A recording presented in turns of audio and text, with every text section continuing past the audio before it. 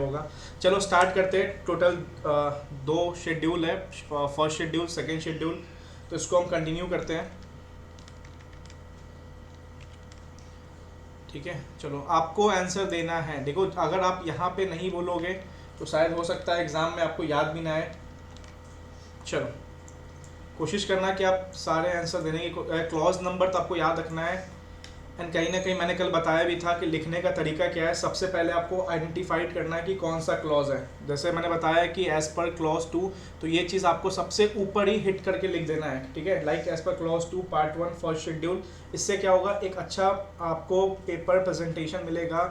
1 marks आपको direct मिल जाएंगे clause number. यहाँ पे आप as per chartered accountant act 1949 नहीं लिख सकते हो, क्लॉज नंबर लिखना पड़ेगा, क्योंकि आईसीआई आपको चाहता है कि 3 मार्क्स देगा अगर आपने क्लॉज नंबर सही से लिखे। सर 2 क्लॉज के बीच में डिस्प्यूट है तो क्या करेंगे, आप दोनों लिख दो, बिकॉज क्या पता आपने क्लॉज 2 लिख दिया और आईसीआई के आंसर में क्लॉज 4 आ रहा है, फिर कहीं ना कहीं आपको मार्क्स अच्छे खासे डिडक्ट हो जाएंगे। रेदर देन ज़्यादा क्लॉज लिखने से 0.5 का डिफरेंस बनेगा। इट्स बेटर कि आप डिस्प्यूट के केस में 2 क्लॉज लिख के ही आना।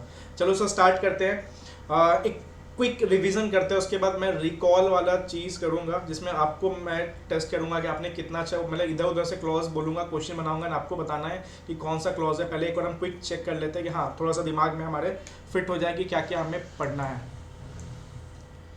एक सेकेंड बस रुक जाओ, मैं इधर चैट को इधर कर देता हूँ।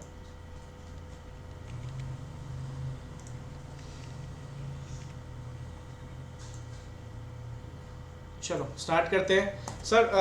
Clause number 1 part 1 professional misconduct in relation to CA in practice.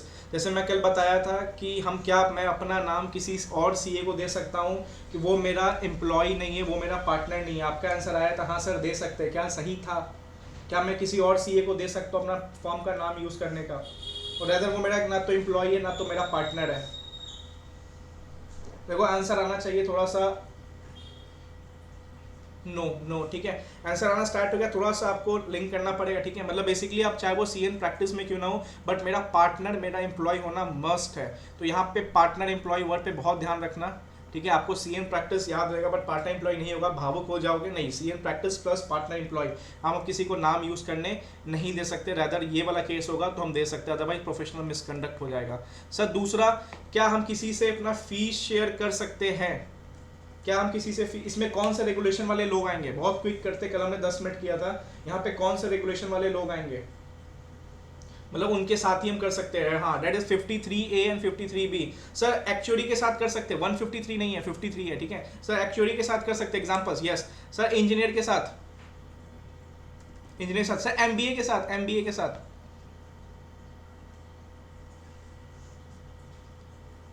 CS, ठीक है, मतलब लोगों को याद है कि ठीक है हम अपना प्रोफेशनल फीस या कमीशन ब्रोकरेज होता है वो हम किन लोग के साथ शेयर कर सकते हैं। दैट इज 53A में दिया हुआ है, वो चीज़ आपको बहुत अच्छे से याद रखना है। एंड 53B में वो कुछ इंस्टीट्यूट के नाम है, ICWI एंड ICSI करके हैं। ठीक है, तो ये सब आपको ध्यान रखना है। ठीक है सर, क्लॉज देखो इसको आपको मेमोरी टेक्निक से याद करना पड़ेगा। 3 to 4 मार्क्स आपको मेमोरी टेक्निक से आपको ऑडिट में मिलेंगे, 3 मार्क्स तो आपको प्रोफेशनल एथिक्स में मिलेगा। सबसे पहले क्या है, किसी और को अपने नाम पर प्रैक्टिस नहीं करने का। आपको रवि तौरी सर का पिक्चर प्रेजेंटेशन मिल जाएगा, या सानी सर का कहानी मिल जाएगा, जो सानी सर कहानी पढ़े होंगे उनको याद होगा। दूसरा में क्या है ना, देने का मतलब आपका जो प्रोफेशनल फीस है वो आप किसी और को नहीं दे सकते। रैदर ये वाले लोग हैं तो चलेगा। सर कौन से लोग हैं? सीए है, पार्टनर है, रिटायर्ड पार्टनर है, डिकीज पार्टनर है, लीगल रिप्रेजेंटेटिव है। ठीक है सर, तीसरा क्या है, आप एक्सेप्ट भी नहीं कर सकते उन लोग के अलावा जो भी प्रोफेशनल फीस है। तो 3 क्लॉज बहुत लिंक है। सर मेरा एक क्वेश्चन है, क्या कोई गुडविल को सेल आउट कर सकता है? मतलब जो कि विडो है वो गुडविल को सेल आउट कर सकती है, बट उसका कितने टाइम के अंदर वो सारे ऑर्डर्स आ जाने चाहिए?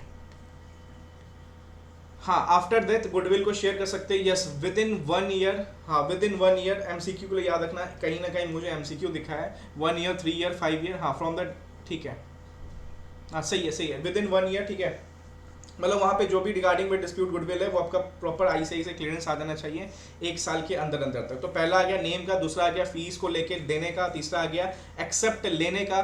सर मुझे एक बताओ, सिक्योरेशन ऑफ वर्क, सिक्योरेशन ऑफ वर्क, क्या किसी हम एजेंट को पैसा दे के अपना काम सिक्योर करा सकते हैं कि इस कंपनी का टेंडर मुझे ही आना चाहिए? कौन सा क्लॉज? 4, 5, 6, 7, कौन सा क्लॉज? हाँ बिल्कुल सही। Clause number 5, securation of work any professional business through service of person who is not employed not in partner. ठीक है, मतलब आप किसी बाहर वाले को कुछ पैसा देके आप सिक्योर नहीं कर सकते कि हाँ भाई ये जो काम आएगा वो मेरे को आएगा। मतलब सिंपल सी बात है, वो कमीशन देके आप, या मान लो किसी एजेंट किसी ब्रोकर को पैसा देके अब आप काम को नहीं अपने आप में क्या कर सकते हो, उसको टेंडर को ले सकते हो। ठीक है, सिक्योर कर सकते हो। Sir clause number 4, partnership. Partnership में भी कौन से रेगुलेशन वाले लोग आते हैं? क्या पार्टनरशिप में भी रेगुलेशन वाले लोग हैं? ठीक है, आप बता रहे हो 53 सर। ठीक है, enter into partnership with any person other than C in practice member of any professional body with prescribe qualification, person resident in India who for the resident abroad is entitled to register under member section under section 4। Sir ये बहुत पहले होता था कि बाहर वाले लोग को एज अ सीए प्रैक्टिस करने के अलाउ दिया जाता था, बट अब ये नहीं होता। बेसिकली अगर आपको पार्टनरशिप में आना है तो सी एन प्रैक्टिस या जो प्रोफेशनल बॉडी है विद प्रिस्क्राइब क्वालिफिकेशन जो कि आपको 53A में दिया हुआ है, उनके साथ आप यहाँ पे आ सकते हो।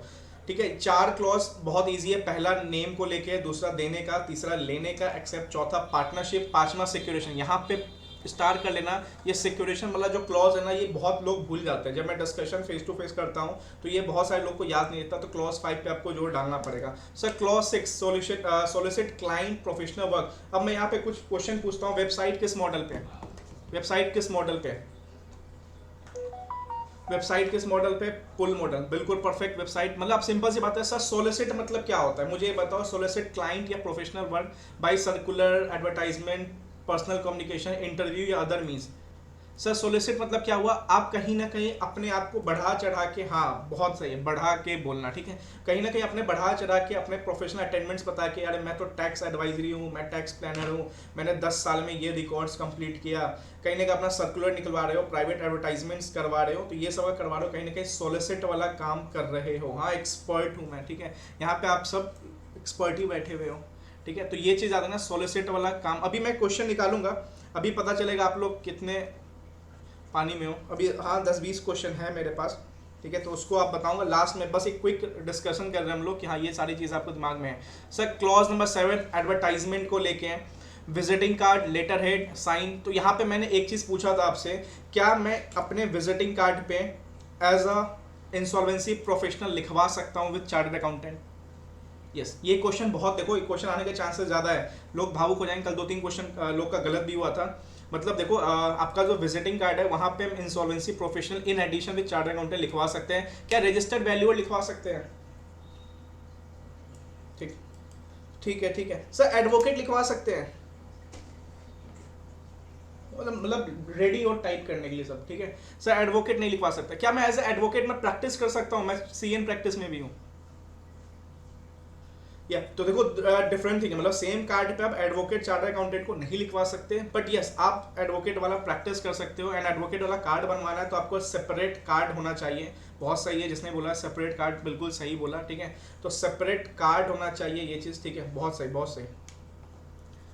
ठीक है, बहुत सही बहुत सही बहुत सही। अभी अभी आगे आएंगे। चलो सर एक चीज़ बताओ, क्या आप, नहीं मैं क्वेश्चन में ही लूँगा। चलो मैं अभी एक ही बार सारे क्वेश्चन डिस्कस करूँगा, एक मोमेंटम टूट जाएगा। हम नेक्स्ट आते हैं। सर क्लॉज नंबर, मैं बताओ क्लॉज 9 किस पे है? चलो आपसे पूछता हूँ क्लॉज 9 किस पे? 7 तक तो समझ आ गया। ठीक है, क्लॉज 9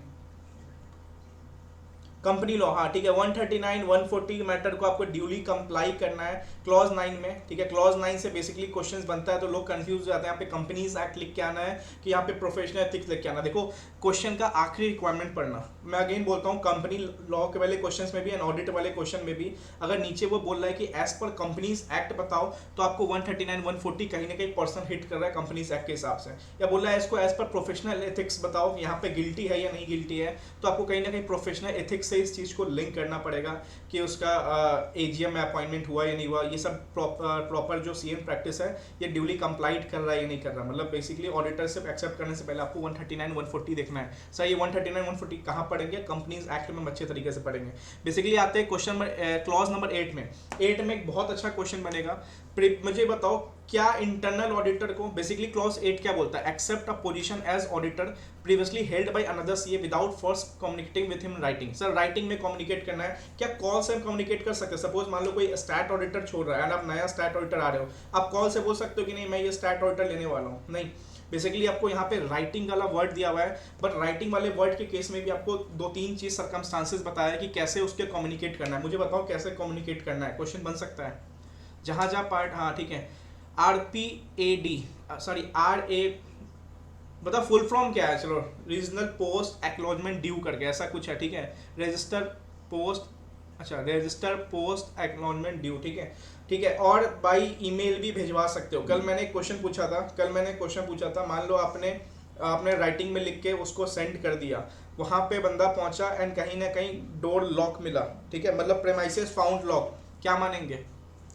मान लो मैं ऑडिटर नया बनने वाला हूँ, पुराना ऑडिटर से मैंने कम्युनिकेट किया, डोर लॉक पाया गया, तो क्या मानेंगे? Deemed sent. सर दूसरा क्वेश्चन, वहां पे फॉर्म ही नहीं फाउंड था, हाँ पहला ठीक है, पहला डिलीवरी। दूसरा क्वेश्चन, वहां पे आईसीए का एड्रेस था बट वहां पे फॉर्म फाउंड नहीं था, देन बट जो प्रीवियस ऑडिटर है उसने प्रूव कर दिया कि सर मेरा फॉर्म तो यहाँ पे है, ये जो नया ऑडिटर है ये झूठ बोल रहा है। मतलब देखो प्रूफ करने की बात है। बेसिकली क्या बोला गया, जो नया ऑडिटर है उसको कम्युनिकेट करना है, कम्युनिकेटिव में उसने बोल दिया कि उसने ठीक है चलो भेज दिया, भेजने के बाद बोला कि सर हमने तो भेजा, वहां पे तो फॉर्म ही नहीं था, तो मैंने तो अपना काम कर दिया, मैंने अपना काम एक्सेप्ट कर दिया। बट जो पुराना ऑडिटर है उसने बोला कि सर हमें तो कुछ आया ही नहीं है, एंड बेसिकली यही एड्रेस है, यही लोकेशन है, लक्ष्मी नगर है, बिल्डिंग नंबर है, देखो मेरा फॉर्म अभी भी एग्जिस्टेंस में है, देन क्या यह प्रोफेशनल मिसकंडक्ट माना जाएगा नए ऑडिटर से? उसने प्रूफ कर दिया, ठीक है। तो प्रूफ वाला वर्ड बहुत इंपॉर्टेंट है, प्रूफ वाले वर्ड पे बहुत एम्फेसिस देना। अगर उसने प्रूफ कर दिया तो कहीं ना कहीं यहाँ पे ये प्रोफेशनल मिसकंडक्ट माना जाएगा। बहुत बढ़िया, 9 क्लॉज तक आपका प्रॉपर होगा। एक बार क्विक लेते हैं, किसी से शेयरिंग ऑफ फीस नहीं करने का क्लॉज बताओ, तुरंत क्विक आंसर तुरंत आना चाहिए, 2, 3, 4 जो लिखना है, ठीक है। शेयरिंग ऑफ, सिक्योरेशन ऑफ वर्क, तुरंत सिक्योरेशन ऑफ वर्क।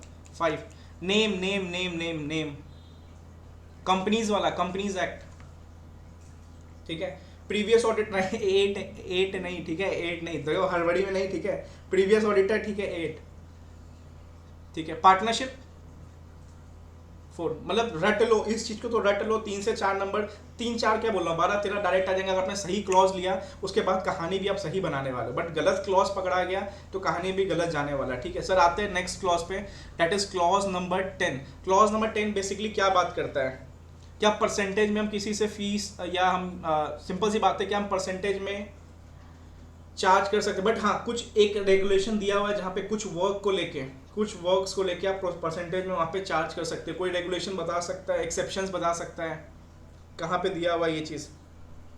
192, हाँ 192 सुनना था मुझे, ठीक है, ठीक है। लिक्विडेशन में जा रहे हो वहाँ पे चार्ज कर सकते हो, वैल्यूएशन वाला में केस में जा रहे हो वहाँ पे चार्ज कर सकते हो, फंड रेस करवा रहे हो वहाँ पे चार्ज कर सकते हो। सर वो शीट आपको दिमाग में बैठा लेना पड़ेगा, ठीक है, वो शीट आपको दिमाग में बैठा लेना पड़ेगा। बेसिकली परसेंटेज वाला काम नहीं कर सकते, बट कहीं ना कहीं वहाँ पे जो रेगुलेशन 192 में दिया हुआ है, वहाँ पे जैसे वैल्यूअर वाला काम कर रहे हो वहाँ पे परसेंटेज कर सकते हो। आपने किसी का फंड रेस करवाया, वहाँ पे basically on the amount of fund raise 1%, 2% charge कर सकते हो, ठीक है। IBC वाले केस में कर सकते हो, तो वो चीज़ अलाउ किया हुआ है, ठीक है। सर क्लॉज नंबर 11, बताओ प्राइवेट ट्यूशन कितने आवर्स तक कर सकते हैं? Basically clause 11 is engage in business other occupation, नहीं मतलब CN प्रैक्टिस, फुल्ली अपना CN प्रैक्टिस होना चाहिए, बट कुछ और चीज़ में जाना चाहता है तो उसको एक अप्रूवल लेना पड़ता है, ठीक है। चलो मैं कुछ क्वेश्चन पूछता हूँ, बेसिकली बताओ कि प्राइवेट ट्यूटरशिप ले सकते हैं, मतलब जनरल में आएगा, स्पेशल में आएगा, मतलब उसको अलाउ किया हुआ है, कोई परमिशन लेना पड़ेगा? प्राइवेट, ठीक है। क्या मैं बिजनेस कर सकता हूँ CN प्रैक्टिस का? मुझे मन है कि मैं चलो फर्नीचर्स का बिजनेस स्टार्ट करना चाहता हूँ, CN प्रैक्टिस भी है, फुल टाइम बिजनेस नहीं, हाँ क्या अप्रूवल लेके मैं स्टार्ट कर सकता हूँ? हाँ देखो पूरा लिखो, ठीक है, कि अप्रूवल लेके हम स्टार्ट कर सकते हैं, ठीक है। अप्रूवल अगर मुझे ICAI से मिल जाए तो मैं बेसिकली उस काम को स्टार्ट कर सकता हूँ। अभी मैं क्वेश्चन पूछूंगा, फिर मैं आपका यस नो सुनूंगा। अभी तो चलो ठीक है, आपको साथ क्लॉजेज है यहाँ पे, तो आपको समझ आ रहा है ये चीज़। क्या मैं MD बन सकता हूँ किसी कंपनी में? MD, managing director, executive director का पोस्ट होल्ड कर सकता हूँ?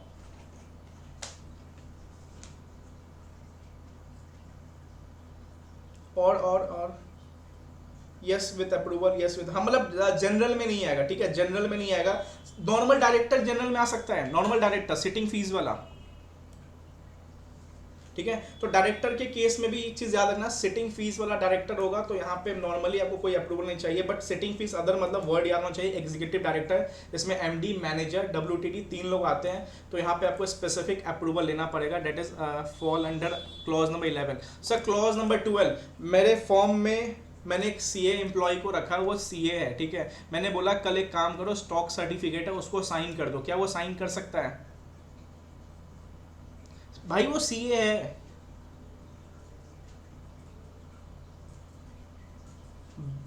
क्या वो साइन कर सकता है? एम्प्लॉय है CA, मैंने पार्टनर नहीं बोला, मैंने बोला एम्प्लॉय है, क्या वो साइन कर सकता है? यस, कौन बोल रहा है?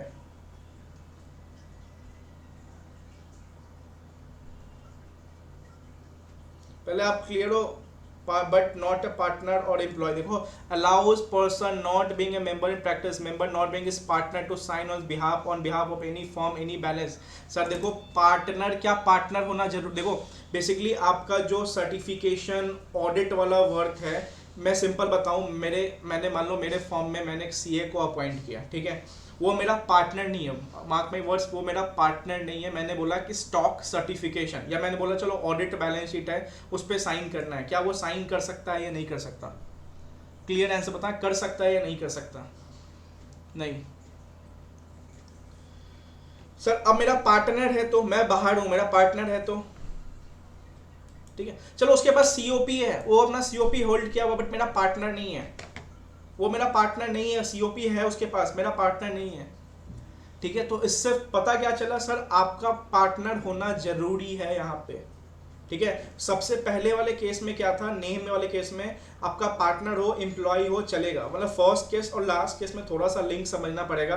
फर्स्ट केस में क्या था, आपका पार्टनर हो या एम्प्लॉय हो, ठीक है, वो चलेगा, वहाँ पे वो आपको प्रैक्टिस में होना चाहिए, बेसिकली पार्टनर एम्प्लॉय हो तो आप उसको नाम यूज करने दे सकते हो, दोनों केस है। बट यहाँ पे क्या है, आपका पार्टनर होना चाहिए, तभी वो आपके क्या कर सकता है, मेन जो आपका बैलेंस शीट वाला वर्क हो गया, ऑडिट वाला वर्क हो गया, वो सब साइन कर सकता है। नॉर्मली CA एम्प्लॉय है, नहीं कर सकता, नॉर्मली CA है, COP है, बट पार्टनर नहीं है, नहीं कर सकता आपके बिहाफ में या आपके फॉर्म के बिहाफ में। Sir second question, day to day file कर सकता है? सर डे टू डे मतलब 2-3 क्वेश्चन आए हुए थे, स्टॉक रजिस्टर था उसमें कंफर्मेशन साइन करना था, वो कर सकता है? यस। स्टॉक रजिस्टर पे और stock certification both are different thing. Routine audit works पे लाइक कि हाँ डेली बेसिस पे, चलो ठीक है आपने काम किया उस बेसिस पे साइन करना, वो सब कर सकते हैं, बट सर्टिफिकेशन, ठीक है, फाइनेंशियल स्टेटमेंट, ये सब है, इस पे नहीं कर सकता है, इस पे बेसिकली आपको पार्टनर वाला ही चाहिए। डन, यहाँ तक 12 क्लॉज तक डन। एक उसके बाद मेरे पास 20 क्वेश्चन है, इसमें अच्छे क्वेश्चन उसको डिस्कस करेंगे, यहाँ तक हम आगे बढ़ते हैं। देखो एक क्विक रिकॉल आपके दिमाग में बस फिट हो जाना चाहिए कि क्लॉजेस आपको याद है। लास्ट टाइम मैं लास्ट में पूछूंगा कि देखते हो कितने लोग को, क्योंकि मुझे सबका नाम पता है, जो भी यहाँ पे मेन नाम से जुड़े हुए, आप HP कोई नोबडी है तो नहीं पता, बट हाँ जैसे दीप्ति, अक्षिता, कृष्णा, ये लोग को मैं पर्सनली बात करते रहता हूँ तो आइडिया है, ठीक है। चलो हाँ ठीक है, मैं समझ गया, HP तेजस्वी है, हाँ ठीक है, चलो डन, आगे बढ़ते हैं। सर मैं फेलो नहीं हूँ, लेकिन मैं एज अ फेलो यूज़ कर रहा हूँ, तो मैं किस क्लॉज में आऊँगा, मुझे बताओ। चलो इस सीट को मैं थोड़ा हाइड करता हूँ। मैं फेलो चार्टर्ड अकाउंटेंट नहीं हूँ, मतलब फेलो कब होता है बताओ, फेलो चार्टर्ड अकाउंटेंट कब माना जाता है? 2 साल, 3 साल? नहीं, आफ्टर 5 ईयर्स, ठीक है, 5 साल के प्रैक्टिस के बाद आप फेलो चार्टर्ड अकाउंटेंट कहलाते हो। तो ये आप पार्ट 3 में फॉल करोगे, ठीक है, क्लॉज नंबर 1। चलो उसके पहले अपना ऊपर वाला क्लॉज चेक करते हैं। पार्ट 1 में बेसिकली 12 क्लॉज थे, जो हमने 12 क्लॉज एक रफ वे में डिस्कशन किया। नाउ हम पार्ट 2 पे आते हैं। सर पार्ट 2 बेसिकली किसके लिए होता है, प्रैक्टिस वाले के लिए, सर्विस वालों के लिए? नहीं, पार्ट 2 बेसिकली सर्विस वालों के लिए। देखो सिंपल सी बात है, मैं अगर तुम आपसे सिंपल पूछूं कौन से 2 क्लॉज ऊपर वाले थे, जो यहाँ पे 2 क्लॉज बचे हैं, 2 क्लॉज यूज होंगे, 2 और 3, बेसिकली देने का ना लेने का। तो यहाँ पे वही चीज़ है, एम्प्लॉय वाला भी अगर किसी कंपनी में जुड़ता है और बोले कि भाई मेरा जॉब लगवा दे, मैं तेरे को ना कमीशन देने वाला हूँ, तो वो किस में फॉल हो जाएगा? मान लो मैं CA हूँ, मैं सर्विस में हूँ, मैंने बोला कि ठीक है मैं तेरा जॉब लगवा दूंगा, तू मुझे ना अपने सैलरी का 15% अपना हिस्सा दे देना। मैं एम्प्लॉय, मतलब as a CA in service में हूँ।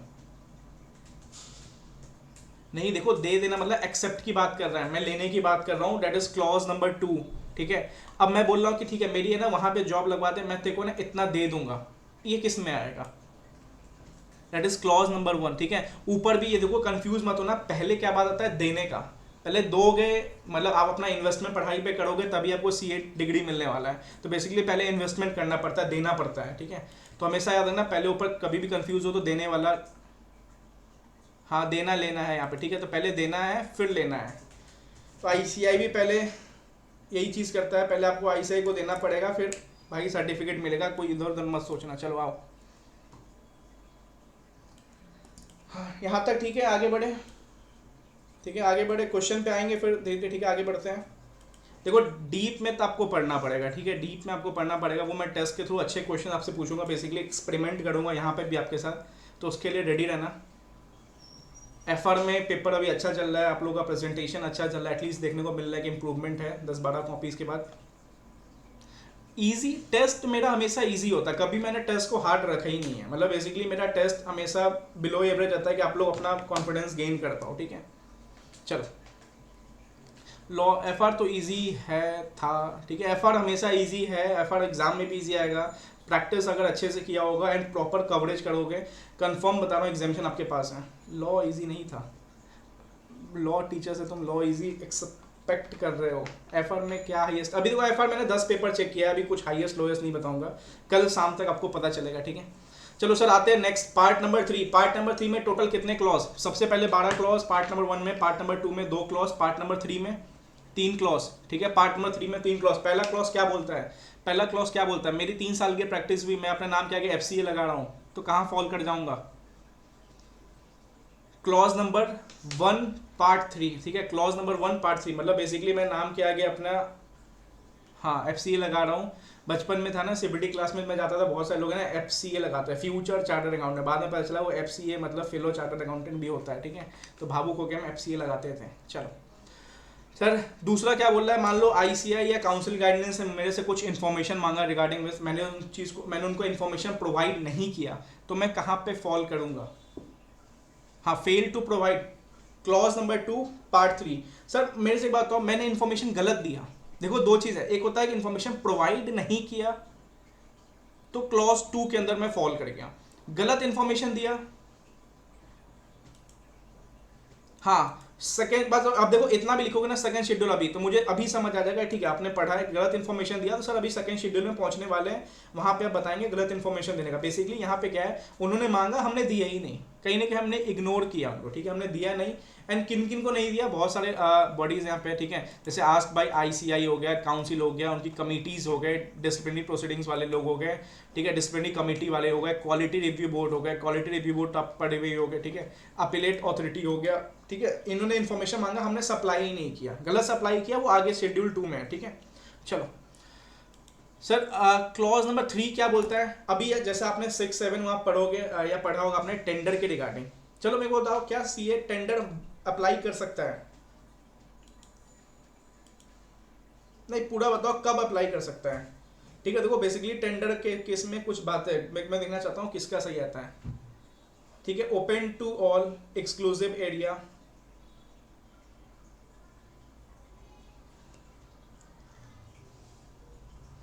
देखो एक और पता है देखो ठीक है सब सही बोल रहे हैं, ठीक है। अब देखो मैं पता है एक बार मैं भावुक कब हो गया, एग्जाम में या कहीं पे क्वेश्चन आया कि एक टेंडर ओपन है जहां पे मैक्सिमम फीस कोट किया हुआ है एंड वहां पे एक सीए ने अप्लाई कर दिया, क्या सही था, नो तो है ना, भावुक नहीं होना, मिनिमम फीस जहां पे कोर्ट होगा वो चीज़ दे सकते हो, मैक्सिमम फीस वाला होगा वो टेंडर एरिया में अगर आपने दिया तो कहीं ना कहीं क्या वो प्रोफेशनल मिसकंडक्ट माना जाएगा, मैक्सिमम फीस वाले केस में अगर आपने वहाँ चीज़ अप्लाई किया तो, ठीक है। तो यहाँ पे भावुक मत हो जाना, मिनिमम मैक्सिमम फीस पे ध्यान रखना चाहिए, आपने क्वेश्चन देखा होगा तभी ये बच गया, अदरवाइज नए क्वेश्चन बनते हैं तो इस एरिया में कहीं ना कहीं हम आईसीआई से पकड़ा जाते हैं, ठीक है। तो तीसरा क्लॉज क्या बोलता है पार्ट 3 का, while inviting professional work from CA या responding to tenders inquiry. Sir हम इंक्वायरीज को बार बार पूछ सकते हैं, हाँ भाई मेरा काम कहाँ पहुँचा, हाँ कितना हुआ क्या हुआ, नहीं कर सकते, ठीक है। तो ये सब आपने ऊपर पढ़ा होगा, चलो ठीक है। Through write up anything as provided in clause 6-7 part 1, ठीक है, इज नोइंग टू फॉल्स, मतलब आपने टेंडर भरा, ठीक है, मिनिमम फीस कोड था वहाँ पे एंड आपने गलत टेंडर भर दिया, सपोज टेंडर भरने में आगे आपकी फाइनेंशियल स्टेटमेंट मांगी गई, 3 साल का टर्नओवर बोला गया एवरेज निकालने के लिए, सपोज वो 12 लाख रुपए आना था एंड आपने उसको 1-1.5 करोड़ दिखा दिया। एग्जाम में क्वेश्चन ऐसा बन सकता है कि मान लो आपको टेंडर भरना था, टेंडर में मिनिमम फीस भी बताया गया था, आप एक्सक्लूसिव एरिया था, आपने बता भी दिया, वहाँ पे मिनिमम फीस भी कोड था, आपने सब कुछ बता दिया, वहाँ पे टेंडर भरते हुए आपने 12 लाख को जानबूझ के 1.2 करोड़ बता दिया, तो आप किस क्लॉज के अंदर फॉल करोगे? That is clause number 3 part 3, ठीक है। फर्स्ट शेड्यूल प्रॉपर लिखना, स्टार्ट विथ, एक लाइन से ना ये स्टार्ट कर देना, बहुत अच्छा इंपैक्ट पड़ेगा। थोड़ा सा गैप करके लिखना प्रोफेशनल क्वेश्चन को।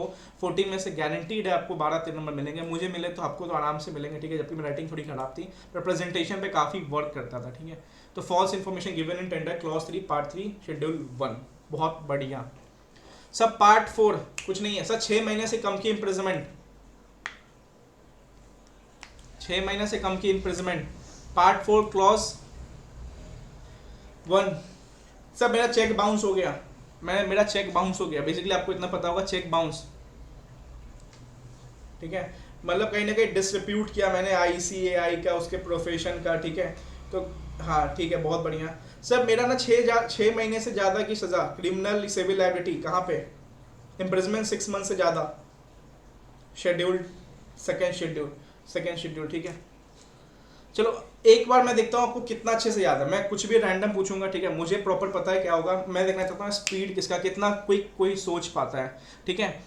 प्रीवियस ऑडिटर से कम्युनिकेट करना है, क्लॉज नंबर 8, ये हुआ है स्पीड, इसको बोलते हैं कि हाँ रखा हुआ है सर, आप बोलो हम टाइप करने रेडी है। पार्टनरशिप क्लॉज, इसमें भी यार तुम गलत कर रहे हो, देखो 2-3 लोग गलत कर रहे हो यार। पार्टनरशिप देखो क्या है, कहाँ गया, 4 है, ये 5 कौन लिख रहा है? तेजस्वी, आप 5 लिख रहे हो, ठीक है। 5 इज बेसिकली सिक्योरेशन ऑफ वर्क, ठीक है। कंपनीज एक्ट वाला 9, परसेंटेज ऑफ फीस 11 किसका आया, ठीक है। देखो अच्छा सोचो, देखो ये चीज़ होना चाहिए कि यार हमारे फिंगर टिप्स पे ना क्लॉज याद है, क्योंकि क्या ना सेंटेंस पढ़ने के बाद आपको तुरंत हिट होना चाहिए कि यहाँ पे ये वाला क्लॉज लगने वाला है। सब शेयरिंग ऑफ फीस, सर्विस में हूँ मैंने पे करना की कोशिश की, ठीक है, मतलब पे कर रहा हूँ, सर्विस में हूँ, पहले देने का, ठीक है, क्लॉज 1, ठीक है, सर्विस में हूँ, पूरा सुनना है, ठीक है, पूरा ऐसा नहीं हड़बड़ी करके, ठीक है। हाँ ठीक है, पार्ट 2 क्लॉज 2, मैं फेलो यूज़ कर रहा, जबकि मैं फेलो नहीं हूँ, 3 साल का ही प्रैक्टिस है मेरा। 1 पार्ट 3, ठीक है, पार्ट 3 क्लॉज 1, ठीक है, पार्ट 3 क्लॉज 1, ठीक है, ठीक है, ठीक है, ठीक है, ठीक है, ठीक है, ठीक है। मैंने ICA को इन्फॉर्मेशन ही नहीं दिया, ICA ने मांगा, मैंने इन्फॉर्मेशन नहीं दिया,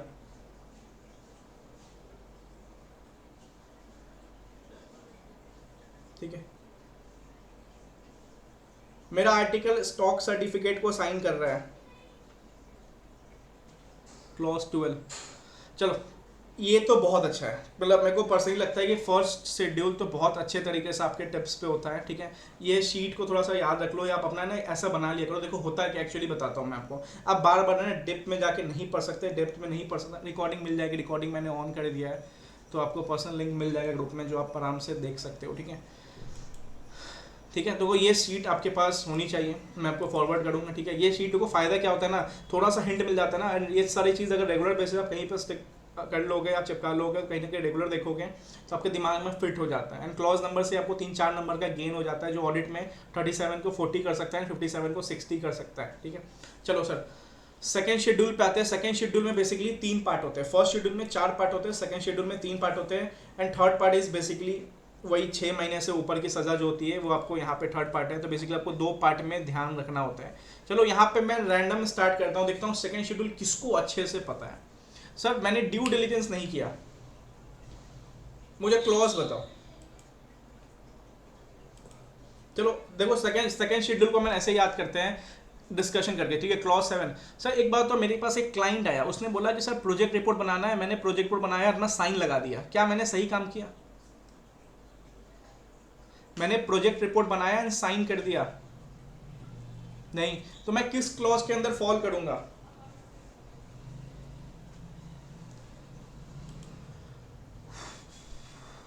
किस क्लॉज के अंदर फॉल करूंगा मैं आपको दिखाता हूं, ठीक है। 3 जिनका आया वो थोड़ा सा सही चल रहे हैं, 3 जिनका आया वो थोड़ा सही चल रहे हैं, ठीक है, देखो बेसिकली क्या है कि आप फ्यूचर ट्रांजेक्शन जो होता है, project report is basically future के लिए बनता है। लाइक आपके पास बहुत सारे क्लाइंट आएंगे सी बनने के बाद, सर मुझे 5 साल का प्रोजेक्ट रिपोर्ट बनाना है, सर मुझे 2 साल का प्रोजेक्ट रिपोर्ट बनाना है। Project report is a future transactions, and अगर आप फ्यूचर ट्रांजेक्शंस को सर्टिफाइड कर रहे हो, ये चीज़ तो हो नहीं सकता। मतलब सर्टिफाई मतलब वाउचिंग कर रहे हो, कैसे? अब तो हुआ ही नहीं है तो उसको आप कैसे सर्टिफाइड कर सकते हो?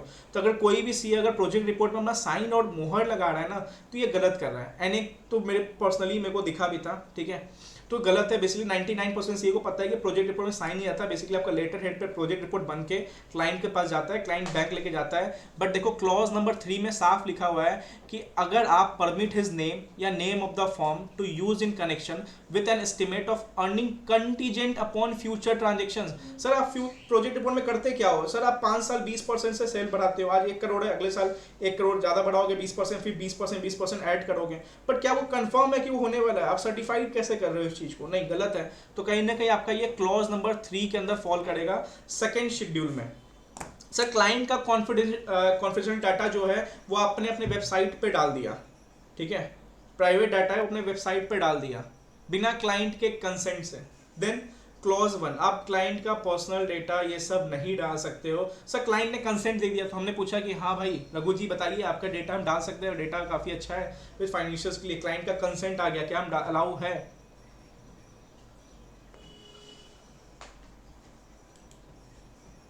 ठीक है सर। दूसरा सेबी बोलता है कि अगर आपके जो भी 100 करोड़ से ऊपर वाले टर्नओवर के ऊपर वाले क्लाइंट है उसका डेटा आपको डालना है, सेबी बोल रहा है।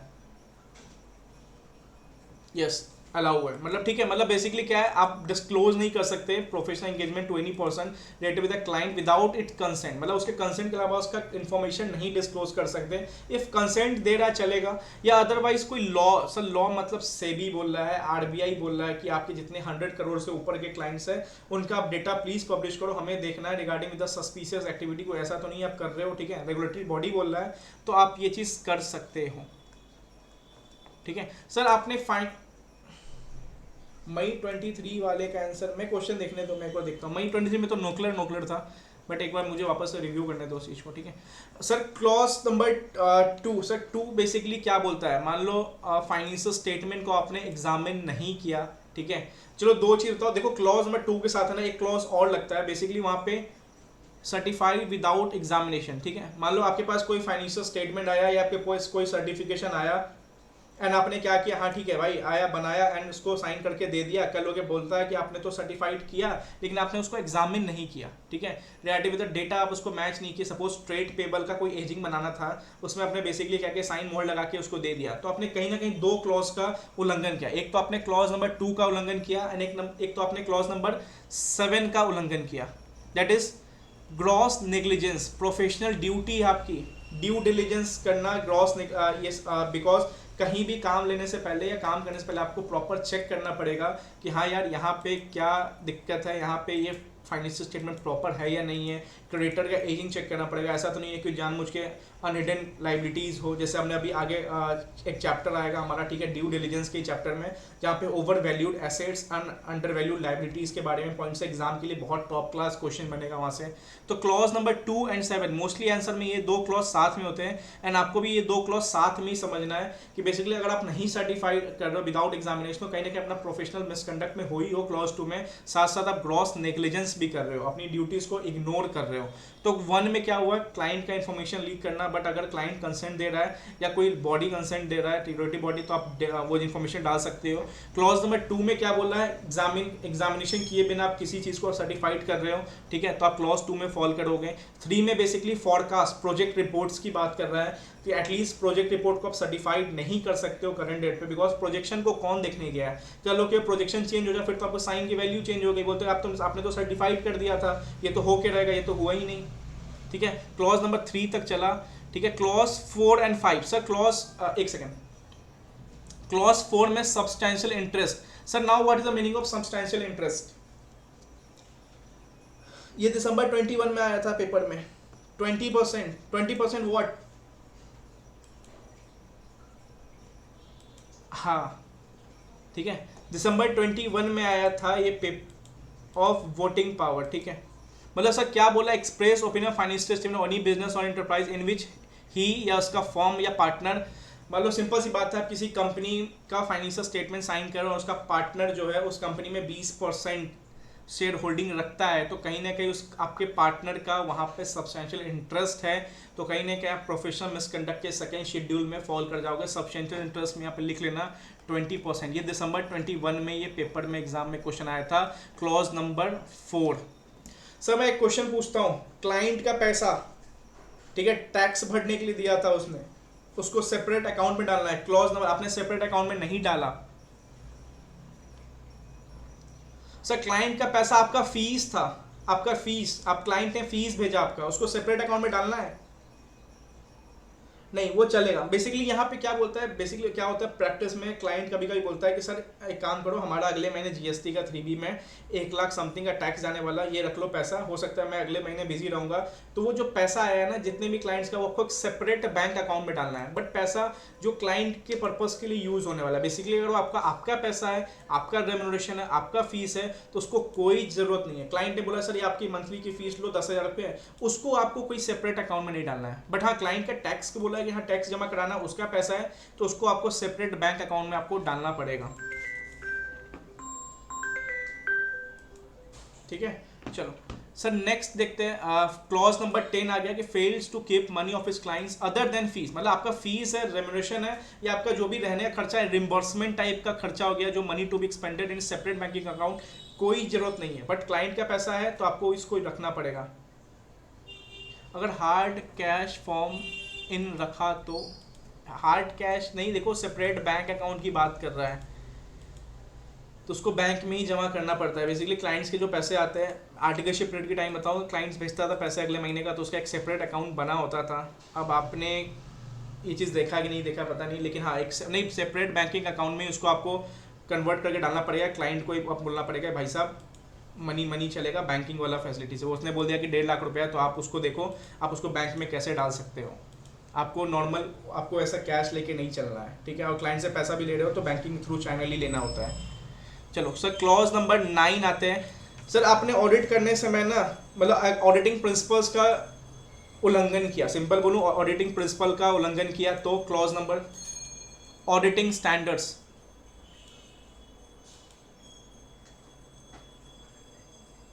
ठीक है, क्लॉज नंबर 9, ठीक है, fail to invite attention to material departure from general accepted audit applicable to circumstances, ठीक है। क्लॉज नंबर 9 बेसिकली 3 क्लॉज 7 आपको पता चल गया, due diligence, gross negligence, professional duties, ठीक है। सर आपने मटेरियल फैक्ट, चलो मटेरियल फैक्ट और मटेरियल मिस स्टेटमेंट में डिफरेंस क्या कोई बता सकता है?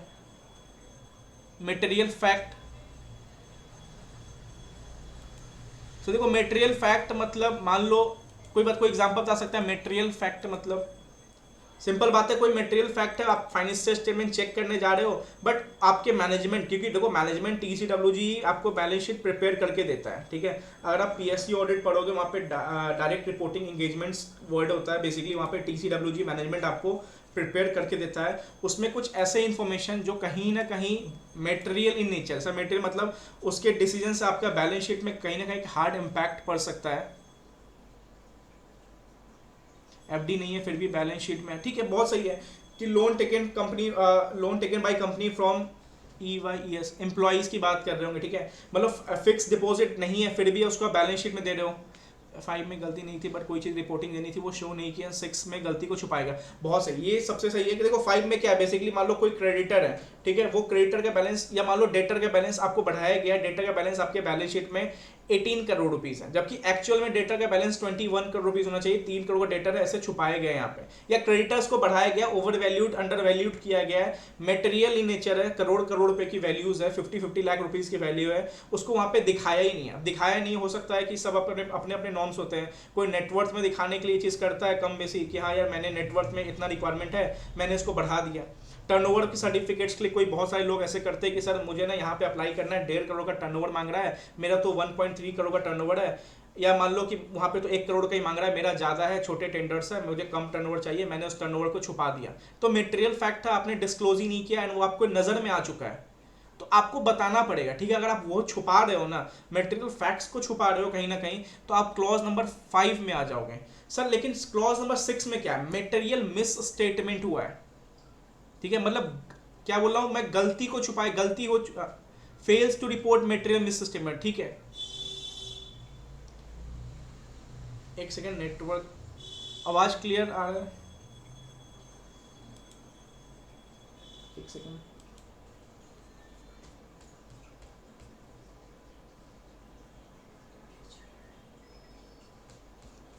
ठीक है। तो 5 और 6 में क्या हुआ, 5 में बेसिकली आपने मटेरियल फैक्ट्स जो आपके नोन, देखो सर दो चीज, एक वर्ड पे यहाँ ध्यान रखना, आईसी ने खेला था, known to him. Known to him मतलब क्या हुआ, वो सीए वाले के लिए बात कर रहा है कि उसके नोन में एक ऐसा मटेरियल फैक्ट है, क्वेश्चन एग्जाम में आ गया कि हाँ एक मटेरियल फैक्ट है बट वो सीए के नोन में नहीं आया। बेसिकली सीए ने, अब देखो नोन आने मतलब क्या हुआ, आपने ड्यू डिलीजेंस किया होना चाहिए, ठीक है। ऐसा नहीं होगा कि हाँ यार ये मटेरियल फैक्ट सामने दिख रहा है, हम यहाँ पे खड़े हैं और हमने कोशिश ही नहीं किया इसको पता लगाने का, ऐसा नहीं। अगर आप प्रॉपर ड्यू डिलीजेंस कर रहे हो, वर्डिंग्स लिखी हुई ऐसी आएगी, ठीक है, ड्यू डिलीजेंस कर रहे हो एंड आपके ये नोन में नहीं आया, बाद में पता चला ये मटेरियल फैक्ट था जो डिस्क्लोज है ना रह गया, तो क्या ये प्रोफेशनल मिसकंडक्ट माना जाएगा? आपने ड्यू डिलीजेंस किया, सब कुछ किया, बट आपके नोन में नहीं आया, बाद में पता चला ये तो मटेरियल फैक्ट था, तो क्या ये ड्यू प्रोफेशनल मिसकंडक्ट माना जाएगा? मुझे बताओ भाई आंसर। नो देखो वही बात है, नोन, एक क्वेश्चन है शायद, मैं देखूंगा इस चीज को, ठीक है। अगर नोन में है, आपने ड्यू डिलीजेंस किया है, बाद में पता चला, कोई दिक्कत नहीं है, ठीक है। बट अगर आपने ऐसा लिखा एग्जाम में 7 में आ जाएगा, देखो मैं क्या बोल रहा हूँ, ड्यू डिलीजेंस किया है, ठीक है, अपना ड्यूटीज निभाई है, बहुत सारी चीज होते हैं, जरूरी थोड़ी ना तो आपको सारे मटेरियल फैक्ट्स पता चल जाए, बट बेसिकली आपने अपनी प्रोफेशनल ड्यूटीज को निभाते हुए, ड्यू डिलीजेंस करते हुए सब कुछ पता लगाया। हो सकता है बाई मिस हो गया, बाद में कोई आके बोला कि आपने बोला नहीं मैंने तो अपना प्रोफेशनल ड्यूटीज निभाया, देखो मैंने ये सारी चीज़ की, एक हिडन चीज़ मिल गई बाद में जाके, तो इसमें डायरेक्ट आप गिल्टी में नहीं करोगे। लेकिन हाँ ये चीज़ होना चाहिए कि उसने ड्यू डिलीजेंस किया हो, ठीक है, 7 वाला पॉइंट याद रखना, ड्यू डिलीजेंस किया हो तभी आप बच सकते हो, अदरवाइज ड्यू डिलीजेंस नहीं है, सिंपल सी बात, आप खड़े हो, आपने ट्राई करने की कोशिश नहीं की, बाद में बोले जा हमने तो यार पता ही नहीं चला, तो हम तो नोन में ही नहीं थे, नहीं भाई, फिर बेसिकली आपने 7 को गलत किया। 7 बोलता है आपको ड्यू डिलीजेंस को फॉलो करना चाहिए था, ठीक है। चलो सर मुझे एक बात बताओ, ठीक है एक सेकेंड सर, हमने आईसीआई से इंफॉर्मेशन आया, देखो एक बार मैं क्विक रिकैप लूंगा, आईसीआई ने इंफॉर्मेशन मांगा, हमने उसको इंफॉर्मेशन गलत दिया, मतलब आईसीआई जो ऊपर वाली बॉडीज थी, आईसीएआई, काउंसिल गाइडलाइंस, कमिटीज, उनको हमने गलत इंफॉर्मेशन दिया, ठीक है। Part 2 clause 3 includes any information statement return form to be submitted to ICAI, council guidelines, committee, director board. तो देखो एक बार इसको क्विक रिव्यू कर लेना कि ये सारे लोग हैं, इनको अगर आपने गलत इन्फॉर्मेशन दिया और नहीं इन्फॉर्मेशन दिया, नहीं इन्फॉर्मेशन वाला आपको फर्स्ट शेड्यूल में आएगा, गलत इन्फॉर्मेशन वाला आपको सेकेंड शेड्यूल में आएगा, ठीक है। सर एम्प्लॉय के रिगार्डिंग भी कुछ कॉन्फिडेंशियल डाटा के बात करता है, कोई प्राइवेट डाटा आप रख सकते हो, उसको लीक कर दिया तो एम्प्लॉय मतलब सर्विस वाला की बात कर रहा है। पार्ट 2 क्लॉज 2 बिल्कुल सही सर, प्रैक्टिस वाले की रिगार्डिंग बात कर रहा है तो कॉन्फिडेंशियल डाटा ये सब। पार्ट 1 क्लॉज 1 बहुत बढ़िया, देखो ये चीज याद रखना, यहाँ पे being an employ of company, मान लो आप कंपनी के एम्प्लॉय हो, ठीक है, कंपनी के एम्प्लॉय हो एंड आपने क्या किया, कंपनी मतलब एम्प्लॉयर का पर्सनल डेटा, प्राइवेट डेटा आपने लीक कर दिया, आपने कहीं और डाल दिया, बट वहाँ पे किसी लॉ ने नहीं मांगा, वहाँ पे एम्प्लॉयर ने नहीं बोला, तो कहीं ना कहीं आप अगर सर्विस वाले लोग हो तो आप क्लॉज 2 में फॉल कर जाओगे, अगर आप प्रैक्टिस वाले हो तो क्लॉज नंबर 1 में फॉल कर जाओगे, ये चीज़ आपको ध्यान रखना पड़ेगा यहाँ पे। सर अगर लॉ बोलता है यहाँ पे तो सेबी बोलता है कि ठीक है कर सकते हो, तो ठीक है, तो दोनों जगह लॉ वाली बात है, दोनों जगह रेगुलेटरी अथॉरिटी वाली बात है, कोई मिसकंडक्ट नहीं होगा। सर मुझे बताओ सबसे ब्रॉड क्लॉज कौन सा है जिसमें सब टाइप के मिसकंडक्ट कवर करता है? बेसिकली बोलता है कि अगर आपने कोई भी प्रोविजन, कोई भी रेगुलेशंस का उल्लंघन किया, काउंसिल का, गाइडलाइंस का, तो आप कहां पे फॉल कर जाओगे? जैसे एग्जाम में क्वेश्चन आया था, आई थिंक नवंबर 2020, ठीक है, नवंबर 2020, आपको यूडीआईएन बनाना पड़ता है। यूडीआईएन पता है सबको? यूडीआईएन पता है सबको? क्या होता है यूडीआईएन? प्रैक्टिस वाले केस के अंदर अगर काम किया होगा आपने, यूडीआईएन क्या होता है बताओ मुझे, मैं भी जानूं किस किस को आइडिया है यूडीआईएन का। हाँ, unique identification number. Sir audit नहीं, देखो बेसिकली अगर आप सीए बनोगे, आप प्रैक्टिस में आओगे, तो आपको यूडीआईएन पोर्टल पे जाके आपको अपना रजिस्टर्ड करना पड़ेगा। कल हो के आप, मतलब सिंपल बताऊं, एक एक साइन का आपको इन्फॉर्मेशन देना है, मतलब आपका साइन कहाँ कहाँ जा रहा है, कोई भी साइन कहाँ कहाँ जा रहा है, हाँ वो आर्टिकल वाला शिफ्ट छोड़ के, साइन को छोड़ के, उसके अलावा जो भी साइन जा रहा है, ठीक है, सर्टिफिकेशन ऑडिट कुछ भी, उसका आपको यूडिन जनरेट करके एक यूनिक नंबर आएगा, वो आपको अपने लेटर हेड में साइन के साथ नीचे अटैच करना पड़ेगा। पहले बहुत फ्रॉड होता था, पहले क्या होता था, सीए के नाम पे बहुत साइन मार दिए जाते थे, बाद में पता वो सीए एग्जिस्ट ही नहीं कर रहा, या सीए कोई और उसने साइन ही नहीं किया, इसलिए बोला गया अब हर सर्टिफिकेशन के नीचे एक UDIN नंबर जाएगा। इससे क्या होगा, फ्रॉडलेंट चीज़ें कम हो रही है। एंड कहीं ना कहीं एक केस और बताता हूँ आपको। सर बताओ मुझे कि क्या एक सीए 60 से ज़्यादा टैक्स ऑडिट कर सकता है? नहीं कर सकता, ठीक है। सर ये चीज पता कहाँ से चलेगा, मुझे बताओ। कभी आपने सोचा, एक आपने न्यूज पढ़ा होगा, एक सीए ने 1200 टैक्स ऑडिट कर दिया, ये पुरानी बात है, बट पता है अब करंट डेट में ये चीज ट्रैक होती है। सर ट्रैक कहाँ होती है, मैं आपको अगर प्रैक्टिकल दिखा पाऊँ, ठीक है, देखो समझो ट्रैक कैसे होती है, नहीं दिखाऊंगा, ठीक है। UDIN ट्रैक होता है, ठीक है, मतलब ट्रैक मतलब अगर आप साल भर में कितना भी काम करोगे, साइन करोगे, आपका एक चार्ट, बार ग्राफ चार्ट आ जाएगा। सपोज मान लो आपने फाइनेंशियल ईयर में 55 टैक्स ऑडिट की, तो एक बार ग्राफ चार्ट बन कैसे आ जाएगा, 55 टैक्स ऑडिट का स्टैट ऑडिट साइन किया तो कैसे आ जाएगा। तो एक ट्रैकिंग हो जाता है कि आपने साल भर में इससे एक्सकीड किया, तो कहीं ना कहीं नफड़ा आप पे आके एक्शन ले सकता है, ठीक है। तो UDIN के रिगार्डिंग है, बहुत अच्छा है। मतलब बेसिकली पहले जो 1200 1300 टैक्स ऑडिट कर लेते थे, उस पर फाइन भी लगा। आप सोचो 1300 टैक्स ऑडिट कर दिया, ऐसे नहीं 5 लाख का फाइन लगाया, लेकिन 1300 टैक्स ऑडिट का फीस समझ जाओ आप, ठीक है। तो अब क्या है, अब ऐसा नहीं हो सकता, अब ट्रैकिंग स्टार्ट हो चुका है। बेसिकली आप जब ओपन करोगे UDIN अपना, तो आपको ये प्रॉपर चार्ट दिख जाएगा कि आपने साल भर में भी कितना टैक्स ऑडिट किया है, कितना सर्टिफिकेशन किया है, सबका एक प्रॉपर एक डायग्राम बन के आ जाएगा, ठीक है।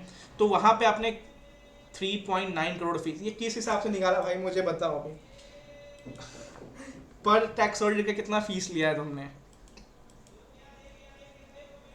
13,000 पर ऑडिट, ठीक है, मैं भेजूंगा तुम्हारे पास, ठीक है, तुम करवा देना इसका टैक्स ऑडिट, बहुत सारे टैक्स ऑडिट्स हैं। चलो आ जाओ सर, ठीक है। आपने कोई भी provisions of this act, sir act मतलब चार्टर्ड अकाउंटेंट एक्ट 1949, कोई भी रेगुलेशन का उल्लंघन किया, ये एक ब्रॉड टॉपिक है। मतलब सिंपल सी बात है, अगर चेकलिस्ट देखो कहीं नहीं मिला क्लॉज में, तो यहाँ पे आके आप इस चीज़ को फॉलो करना, ठीक है। सिंपल UDIN वाला केस बहुत पूछता है यहाँ पे कि आपने सर्टिफिकेट जनरेट करते समय UDIN नहीं बनाया, बैलेंस शीट साइन करते समय UDIN नहीं बनाया, तो ये सारे केसेस यहाँ पे ICAI का बहुत फेवरेट बन चुका है। क्लॉज नंबर 1 पार्ट 2, ठीक है।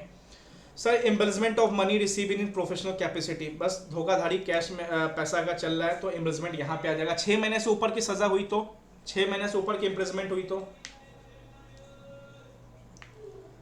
6 महीने से ऊपर की इम्प्रिजमेंट हुई तो, पार्ट 3 क्लॉज 1, ठीक है सर, डन डस्टेड। अब हम क्वेश्चंस पे आते हैं, थोड़ा सा 2 मिनट फ्रेश हो जाओ, ठीक है। क्वेश्चंस पे आते हैं, एक एक करके मैं पूछना स्टार्ट करूंगा, आप एक एक करके आप आंसर देना स्टार्ट करोगे। टोटल 20-25 क्वेश्चन है, स्पीड वे में चलेंगे, 20-25 मिनट खत्म करेंगे। अगर जिसका आंसर बहुत परफेक्ट आ रहा है, समझ जाओ आपने प्रोफेशनल एथिक्स को अच्छे खासा कवर कर लिया है। सर UDIN वाला क्लॉज 9 में भी आ सकता है ना, fails to invite institute department except. Clause 9 में कौन सा पार्ट की बात कर रहे हो आप? फर्स्ट पार्ट सेकेंड शेड्यूल की बात कर रहे हो? Clause 9 part 1 second schedule invite material departure from, नहीं UDIN वाला क्लॉज 9 में कैसे आएगा?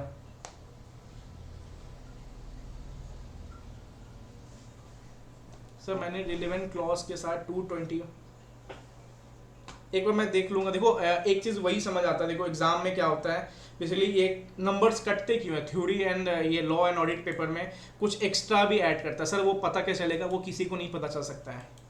देखो UDIN विच क्लॉज नवंबर 2020 में आया था, UDIN रिगार्डिंग उसको क्लॉज नंबर इधर रखा था, पार्ट नंबर 2 क्लॉज नंबर 1 में रखा था, contravenes any of the provision of this act regulation. Basically UDIN आपको 2020 के बाद से इफेक्टिव किया गया था, तो एक डेट था फरवरी से सर्टिफिकेशंस एंड शायद जून जुलाई से ऑडिट वाले वर्क के लिए UDIN आया था, एंड नवंबर 20 वाले क्वेश्चंस में UDIN को पूछा था, इसलिए वो डेट मैटर किया था।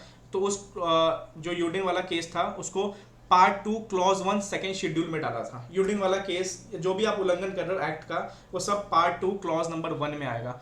आप गोपी बता देना मुझे कौन सा क्वेश्चन था, एक बार मैं उसको देख लूंगा, ठीक है। देखो इंपॉर्टेंट क्लॉज, देखो ये देखो मैं सब दूंगा, ठीक है, थोड़ा सा ना पेशेंस रखो आप। देखो सब मतलब देखो LDR मैंने प्रोवाइड कर दिया, बिकॉज LDR में ज़्यादा चेंजेस नहीं होंगे।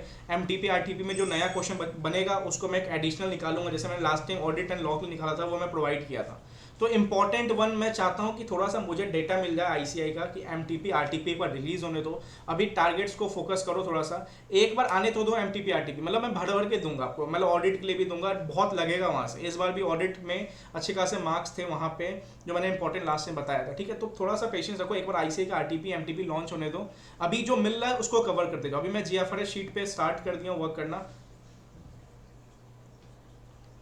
एलडीआर देखना है या ओनली, सर जो मटेरियल कर रहे हैं उसके क्वेश्चंस के बाद एलडीआर देखना है या ओनली एलडीआर? नहीं देखो, कुछ चैप्टर्स में लाइक प्रोफेशनल एथिक्स, कार्डो, कंपनी ऑडिट, 3 चैप्टर तो मैं प्रॉपर सबको बोलता हूँ, टैक्स ऑडिट, ये 4 चैप्टर में आप कोशिश करो किसी और मटेरियल को अच्छे से करने का, मेनली ऑथर बुक आपके पास होगा वहाँ से कवर करो। उसके अलावा PSU, bank audit, insurance, forensic, ठीक है, ये सब एलडीआर से मतलब उसको ना खा जाओ, मतलब उसको एलडीआर को भाई साहब घोल के पी जाओ, वहां से क्वेश्चंस डायरेक्ट बनेंगे। 20-25 मार्क्स तो पास टिकट बना रहा हूँ 70 मार्क्स में से, जो अदर देन कंसेप्चुअल टॉपिक्स है उसमें एलडीआर से आता है।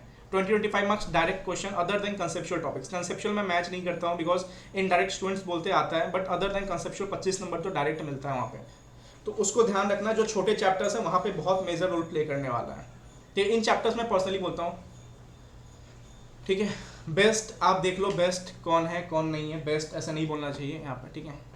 मैं सजेशन दे देता हूँ आप लोग को, जैसा मुझे सही लगता है आप बताते हो, तो मैं उसी रिव्यू पे बताता हूँ जो मैं पढ़ता हूँ उस बेसिस पे, ठीक है। सब ठीक है।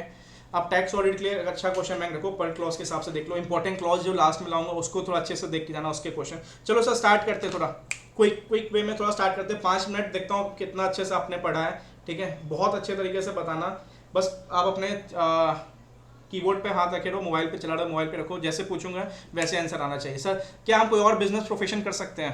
क्लॉज नंबर बताओ जल्दी जल्दी, business profession. Clause 11, sir employ ने एम्प्लॉयर का डेटा लीक कर दिया, confidential data, private data. Clause 2, schedule 2 part 2, मतलब सिंपल सी बात है 222, ठीक है बॉस, बहुत बहुत बढ़िया बहुत बढ़िया। सर फेलो चार्टर्ड अकाउंटेंट नहीं था, क्लॉज 131 सही है। सर पार्टनरशिप, हाँ पार्टनरशिप 4, ठीक है। सर रिसीव किया एम्प्लॉय ने रिसीव किया पैसा, सिक्योरेशन मतलब अपने काम को लगवाया, बोला कि काम करो मैं तुम्हारा काम लगा दूंगा इस कंपनी में, तुम मुझे पैसा दे देना। 5 गलत है, 221, ठीक है।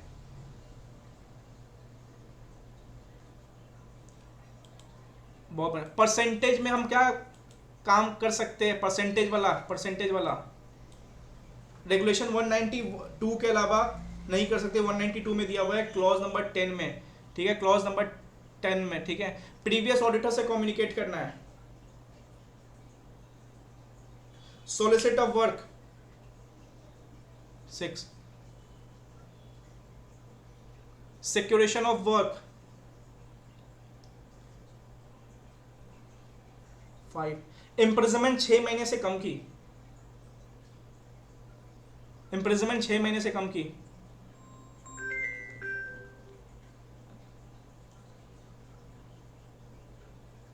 ठीक है। चलो सर आते हैं क्वेश्चन पे, ठीक है। बहुत आराम से बताना, यहाँ पे कुछ एम्बिग्यूटी वाले क्वेश्चंस है। सर एक क्वेश्चन नंबर 1, मेरा क्वेश्चन नंबर 1 आराम से सुनना, ठीक है। देखता हूँ पहला आंसर किसका आएगा, उस पर मेरा ज़्यादा ध्यान रहने वाला है, लेकिन बहुत सही से। सर एक सीए था, उसका प्रैक्टिस सस्पेंड कर दिया गया 6 मंथ के लिए। उस पीरियड में उसने क्या किया? ऑडिट का काम नहीं किया, बट उसने इनकम टैक्स अथॉरिटी के पास जाके रिप्रेजेंट किया। क्या वो कर सकता है या नहीं कर सकता है? मेरे को पता था 2 आंसर आएंगे, गिल्टी और नॉट गिल्टी। हमें हाँ या दो, एक लास्ट में एक प्रोफेशनल एथिक्स का तरीका बताता हूँ, लास्ट में आपको लिखना पड़ेगा गिल्टी नॉट गिल्टी, ठीक है। गिल्टी या नॉट गिल्टी, इस क्वेश्चन का आंसर बताओ। गिल्टी गिल्टी गिल्टी गिल्टी, ठीक है ठीक है ठीक है। कोई है यहाँ पे नॉट गिल्टी वाला? कोई है? नहीं है, ठीक है। बहुत बढ़िया। आईसीआई का पहला रजिस्ट्रेशन, बहुत इस पर डिस्प्यूट है, बहुत सारे ऑथर्स के डिस्प्यूट है, बट आईसीआई ने अपना नया स्टडी मटेरियल जो मई 24 है उसमें भी इस क्वेश्चन को पिक किया है। तो यहाँ पे अगर आपका देखो प्रैक्टिस सस्पेंड किया है, सर सस्पेंड कब होता है? जब आप कुछ गलत कर रहे हो, ठीक है। तो गलत कर रहे हो तो उस पर आप ऑडिट का काम तो छोड़ो, आप कहीं ना कहीं सीए रिलेटेड वर्क भी नहीं कर सकते, जहाँ पे उसने बोला है कि आप जो इनकम टैक्स अथॉरिटी है उसके सामने रिप्रेजेंटेशन भी नहीं कर सकते हैं। तो क्वेश्चन दिमाग में फिट कर लो, अगर इस टाइप का आया तो सिंपल सी बात है गिल्टी, बिकॉज बहुत सारे पुराने ऑथर की बुक में यहाँ पे डिस्प्यूट चल रहा था, ठीक है। सीए वाला केस मैंने डिस्कस कर लिया कि एक सीए अपना नाम इनकम टैक्स, देखो सिंपल सी बात है, अगर वो सीए इन प्रैक्टिस में था, ठीक है, सीए इन प्रैक्टिस में था, सस्पेंड किया गया, एग्जाम में वर्डिंग्स क्लियर है, तो वो भाई साहब गिल्टी कहलाएगा, ठीक है।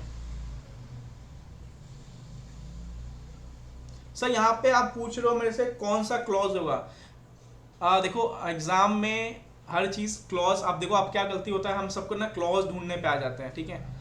यहाँ पे सेक्शन नंबर भी कुछ चीज़ है, ठीक है। यहाँ पे हर क्वेश्चन में कोशिश करो कि हाँ ठीक है, पहले ढूंढो क्लॉज, अगर नहीं मिल रहा है तो एक हो गया आपका एनी प्रोविजन और कंट्रवेंशन वाला, जहाँ पे मैंने यूडिन का एग्जांपल बताया, अदरवाइज सेक्शन नंबर 6-7 आगे है, पढ़ना उसको, ठीक है। सर दूसरा, सर रेफरल फीस हम ले सकते हैं सीएन प्रैक्टिस में, रेफरल फीस अलाउ है?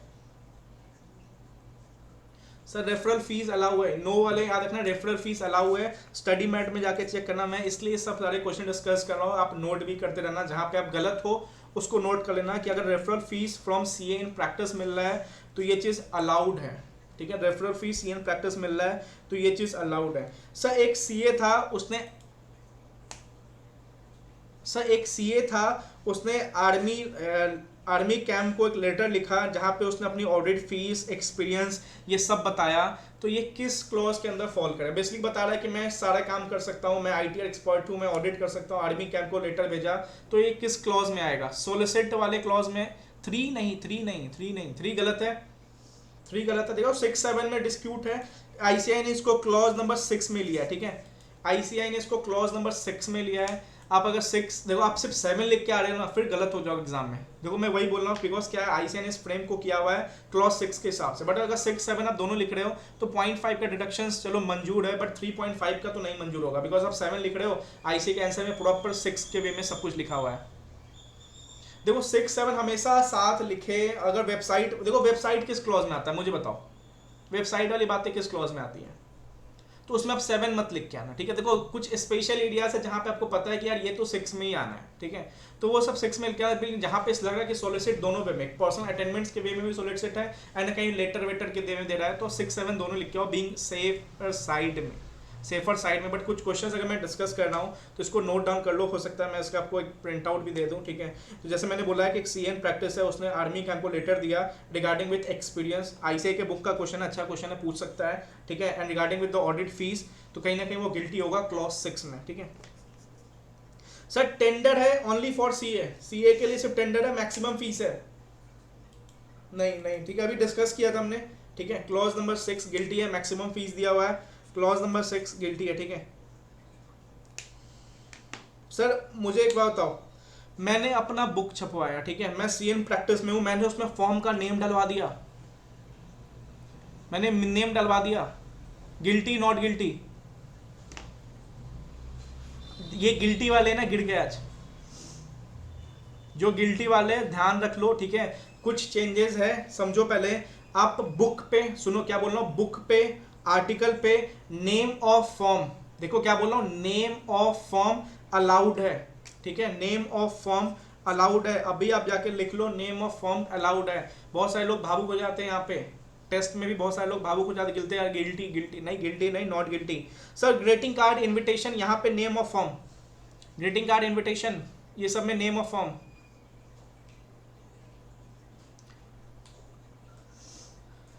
आंख बंद करो, ठीक है, book, article, greeting card, invitation, name of form allowed है, ठीक है। क्या बोला मैंने, book, articles, greeting card, invitation, इस पे नेम ऑफ फॉर्म अलाउड है। यहां तक डन। देखो गलत हो रहे हो वहां पे समझ जाओ कि नेम ऑफ फॉर्म देने में कोई दिक्कत नहीं है, चाहे आप इन्विटेशन दे रहे हो, जैसे सपोज मान लो एबीसी एंड एसोसिएट्स, तो आप दे सकते हो, बुक पे लिखवा सकते हो कि आप एबीसी। अभी मैं आता हूं, जो उसने पूछा ना नेम ऑफ फॉर्म सब जगह अलाउड है क्या, अभी मैं एक क्वेश्चन पे आता हूं, उसके बाद मैं बताता हूं, ठीक है। सर सीएसआर किस सेक्शन में आता है? चलो मैं पुरानी बातें को रिकॉल करते हैं, सीएसआर किस सेक्शन में आता है? अरे कोई तो बता दो, सीएसआर किस सेक्शन में आता है? 135, ठीक है, 135 ऑफ 136 नहीं है, 135 ऑफ कंपनीज एक्ट, ठीक है, हेमंत, ठीक है, चलो। सर मुझे बताओ, sponsorship activity related to CSR, ठीक है, sponsorship activity related to CSR, वहां पे फॉर्म नेम लिखवा सकते हैं हम अपना। अरे अभी तो बोला फॉर्म नेम अलाउड है, मैंने इंस्टीट्यूट का कुछ नहीं बोला, मैंने बोला CSR। अभी देखो नॉर्मली बताता हूँ, फॉर्म नेम अलाउड है या नहीं है? नहीं है। तो अभी स्टूडेंट ने पूछा क्या सर फॉर्म नेम हर जगह अलाउड है? नहीं, यहाँ पे देखो, यहाँ पे फॉर्म नेम अलाउड नहीं है। मतलब सर देखो, दो चीज समझो। पहली बात समझो, स्पॉन्सरशिप एक्टिविटी प्रैक्टिस वाला नहीं कर सकता। अभी वो ICA वाला नहीं करो ही बोलो, रुक जाओ ICA लाऊंगा। बेसिकली आपके दिमाग में एक ब्रॉड कंसेप्ट आना चाहिए कि स्पॉन्सरशिप एक्टिविटी CA वाला नहीं कर सकता, प्रैक्टिस वाला। But sponsorship activity related to CSR section 135 वाला है, वहां पे आप फॉर्म नेम और CA लोगो, आप CA लोगो भी नहीं लगा सकते। क्या ये सही बोल रहा हूं मैं? CSR activity related to CSR में क्या मैं CA लोगो नहीं लगा सकता हूं? क्या मैं सही बोल रहा हूं? यस, आप CA लोगो नहीं लगा सकते। क्या मैं अपना नाम लिख सकता हूं कि CA साहिल मेहता? हाँ, तो देखो देखो दो चीज है। बेसिकली स्पॉन्सरशिप एक्टिविटी आप नहीं कर सकते, बट CSR वाला है तो ठीक है हम कर सकते हैं, बट वहां पे बेसिकली अपना सिर्फ नाम डाल सकते हैं, डेट इज CA साहिल मेहता। कोई फॉर्म नेम, कोई CA लोगो नहीं चलेगा। डन यहाँ पे। सर दूसरा केस देखो, स्पॉन्सरशिप एक्टिविटी पहले मैंने क्या बोला, मना कर दिया, फिर मैंने बोला CSR वाला कर सकते हो, फिर मैंने एक चीज और बोला कि member of firm not permitted to any sponsorship event except conducted by programme organisation unit of ICI। समझे इससे क्या इंटरप्रिटेशन हुआ कि नॉर्मली आप स्पॉन्सरशिप एक्टिविटी नहीं कर सकते, बट दो जगह करने का है। एक जगह CSR वाला है तो कर सकते हो, बेसिकली वहां पे आपको फॉर्म नेम नहीं डालना है। दूसरा क्या बोला, ICAI वाला है with the prior approval of CPE। ठीक है, CPE आवर्स आप पढ़ोगे आगे जाके, फुल फॉर्म में मिस कर रहा हूँ, but with the prior approval of CPE director, तो वहां पे आप कर सकते हो स्पॉन्सरशिप एक्टिविटीज। ठीक है, यहां तक डन। तो एक स्टूडेंट का क्लियर था सर हम फॉर्म नेम कहाँ नहीं यूज कर सकते। तो CSR activity related to the sponsorship activity related to CSR, वहां पे फॉर्म नेम नहीं डाल सकते हैं। हाँ, कंटिन्यूअस प्रोग्राम एजुकेशन, ठीक है परफेक्ट। चलो क्वेश्चंस दिमाग में याद रखना, वहां पे CA लोगो भी नहीं डाल सकते CSR वाले में। ठीक है सर, क्या CA इन प्रैक्टिस इंसॉल्वेंसी और रजिस्टर वैल्यूएट ऐड कर सकता है? दोनों, ठीक है यस, यहां तक डन था, ये अच्छी, चलो अच्छा है। सर मैं क्या, यहां तक आंसर आ गया सबका। दूसरा क्वेश्चन आ रहा है, मैंने अपने कार्ड में लिख दिया कि मेरी प्रैक्टिस 2004 से चल रही है, क्या ये चलेगा? यस लिखने वाले लिख लो अपने ऑडिट बुक में, नहीं चलेगा। ठीक है, मतलब बेसिकली आप date of setting of practice, क्या बोल रहा हूं मैं, date of setting of practice is allowed to mention in card? No. ठीक है, नो याद रखना, कार्ड में आप मेंशन नहीं कर सकते, आप प्रोफेशनल मिसकंडक्ट हो जाओगे। ठीक है, आप ये नहीं लिख सकते कि मैं एस्टैब्लिश्ड EST नहीं, एस्टैब्लिश्ड 2004 CA फॉर्म नहीं डाल सकते हो। रेफरेंस मतलब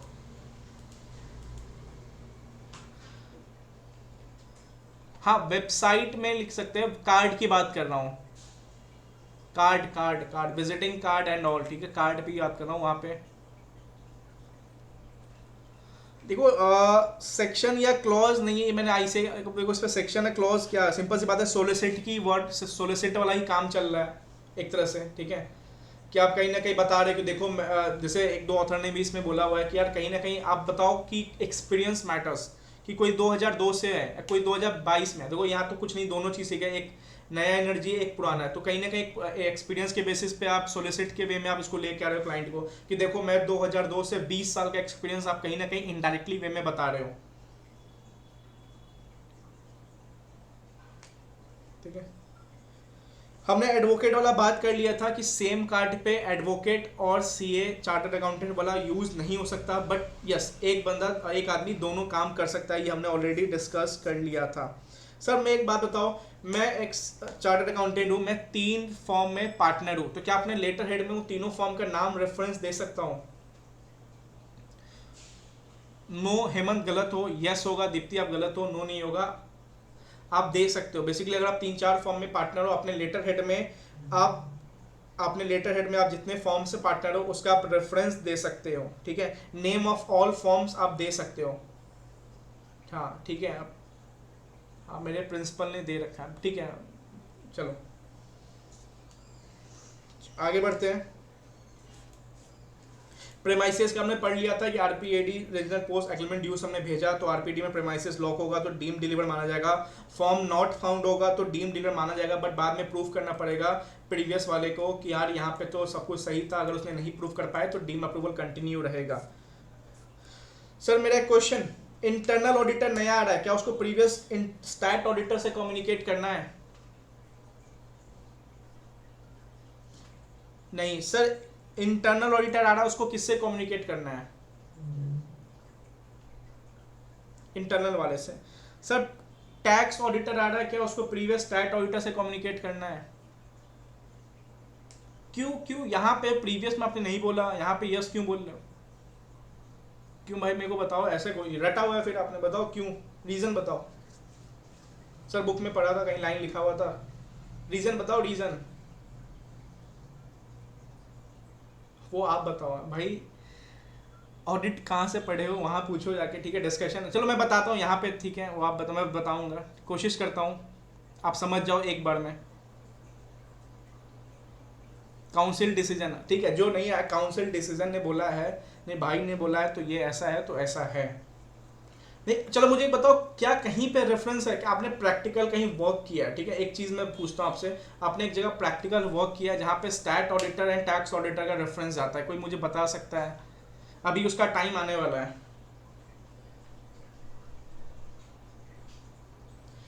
क्या किसी ने अपने आर्टिकलशिप में वर्क किया जहाँ पे स्टैट ऑडिटर का भी रेफरेंस जाता है?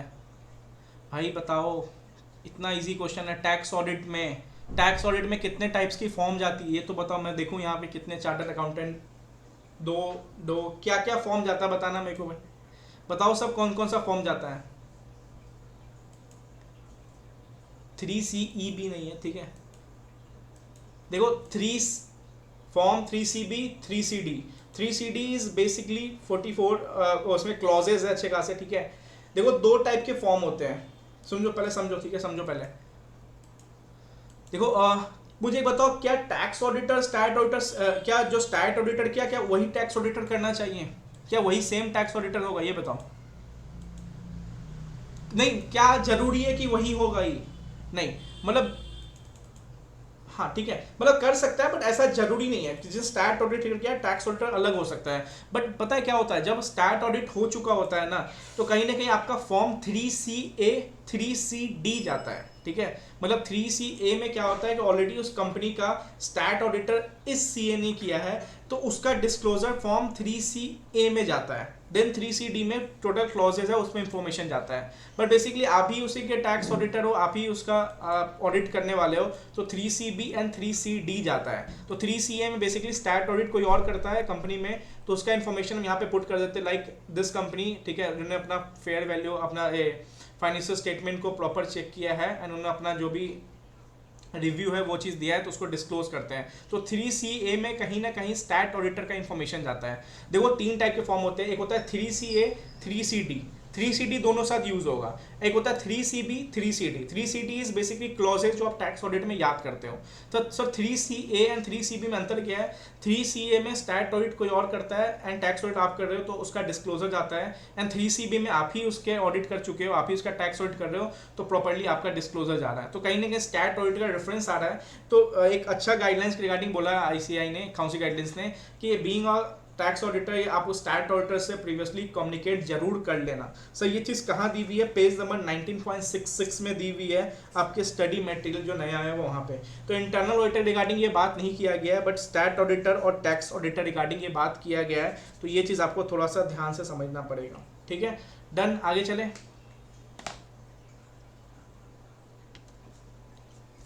ठीक है, बाउंसर गया तो रट लो, कोई बात नहीं, ठीक है, बाउंसर गया तो रट लो, जब आप प्रैक्टिकली देखोगे फॉर्म खोल के तब आपको आइडिया होगा, ठीक है। टैक्स ऑडिटर आप कम्युनिकेट करना होगा स्टैट ऑडिटर से, ICAI ने बोला है तो कम्युनिकेट कर लेना, ठीक है।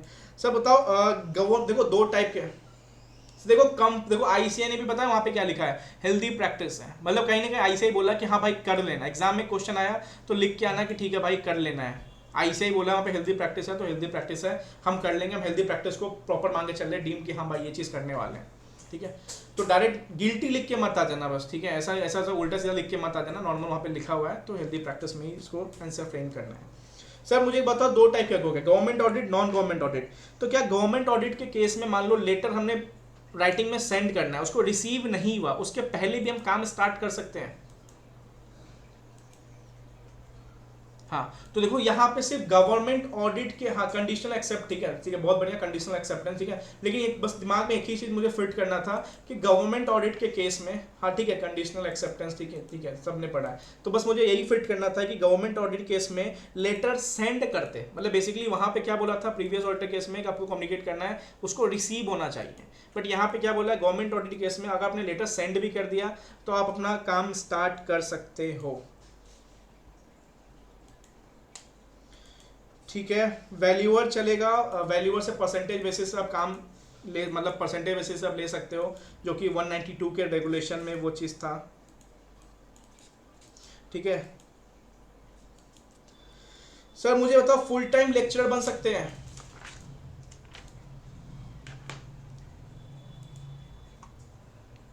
नहीं नहीं नहीं, ठीक है। तो हाँ ICAI मतलब अदर नहीं, ICAI मतलब other than ICAI, full time lecture college वॉलेज में आके पढ़ाना है, प्रैक्टिस में है। कौन सा क्लॉज आएगा, मान लो मैं कौन सा क्लॉज आएगा, ठीक है। नहीं 6 नहीं आएगा, फुल टाइम लेक्चर के इसमें 6 नहीं आएगा, क्लॉज नंबर 11 आएगा, वो बिजनेस प्रोफेशन वाली जो बात करता है वहाँ पे, वो वाला चीज़ यहाँ पे आएगा। सर मैं MLA पोस्ट होल्ड कर सकता हूँ? परमिशन लेना पड़ेगा ICAI से? अरे MLA पोस्ट परमिशन लेना पड़ेगा, यस कौन बोल रहा है? गलत है, देखो वही मैं बोल रहा हूँ, बेसिकली ये सब क्वेश्चन में डिस्प्यूट्स है, आप लोग सब फंस रहे हो, यस नो आ रहा है। आप MLA होल्ड पोजीशन MLA का होल्ड कर सकते हो, एंड आपको ICAI से परमिशन नहीं लेना पड़ेगा, नो परमिशन, ठीक है, सिंपल सी बात है, कोई परमिशन आपको ICAI से नहीं लेना है, ठीक है, डीन परमिशन, ठीक है, जनरली परमिटेड है, ठीक है। चलो कल टेस्ट में कुछ नए क्वेश्चंस मैं पुट करूंगा, जो मैं अभी यहाँ पे 2-3 क्वेश्चन होल्ड कर रहा हूँ, जो मैं टेस्ट के लिए रखा हुआ हूँ। अभी मैं पिटारा 2-3 क्वेश्चन का नहीं खोला हूँ, ठीक है, वो मैं कल टेस्ट के वे में खोलूँगा। एंड देन कारो आज से लग जाओ थोड़ा सा, प्रोफेशनल जो बचा होगा मॉर्निंग निपटाओ, कारो 20 क्लॉजेस का खेल है, तो कारो को कंप्लीट करो। एंड जो FR का टेस्ट, हाँ कल टेस्ट है, इवनिंग में होगा, कल टेस्ट आपका इवनिंग में होगा। हाँ designation MLA can not be, designation MLA नहीं यूज़ कर सकते, ठीक है।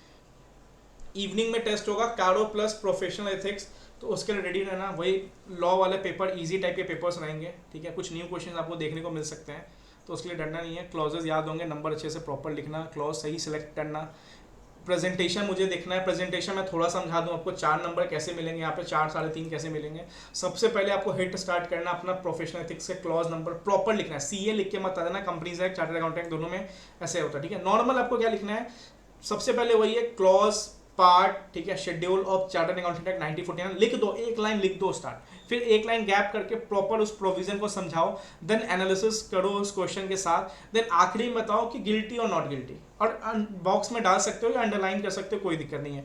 प्रेजेंटेशन जितना अच्छा रखोगे ऑडिट में, एग्जामिनर उतना अच्छा खुल के नंबर देगा, और नंबर आएंगे ऑडिट में। बेसिकली मैं पर्सनल बताता हूँ, बहुत ग्रुप प्रिपेयर कर रहा था, मैंने ऐसे इसको इंपॉर्टेंस नहीं दिया था, बिकॉज कहीं ना कहीं लोड ज़्यादा था, बट मैंने इन चैप्टर्स लाइक प्रोफेशनल एथिक्स हो गया, PSC हो गया, इसके बेसिस मैंने 57-58 स्कोर किया था, ठीक है। तो आप SS भी करना अच्छे से, बिकॉज वहाँ पे मेरे 2-3 मार्क्स ही थे 16 में। तो लॉ में कैसे आएंगे, लॉ में कैसे आएंगे, देखो लॉ में तो जहाँ तक पता चल रहा है ICAI क्या करता है, कुछ एडिशनल्स ऐड कर देता है अपने आंसर्स में, बेसिकली उस वजह से नंबर कटते हैं।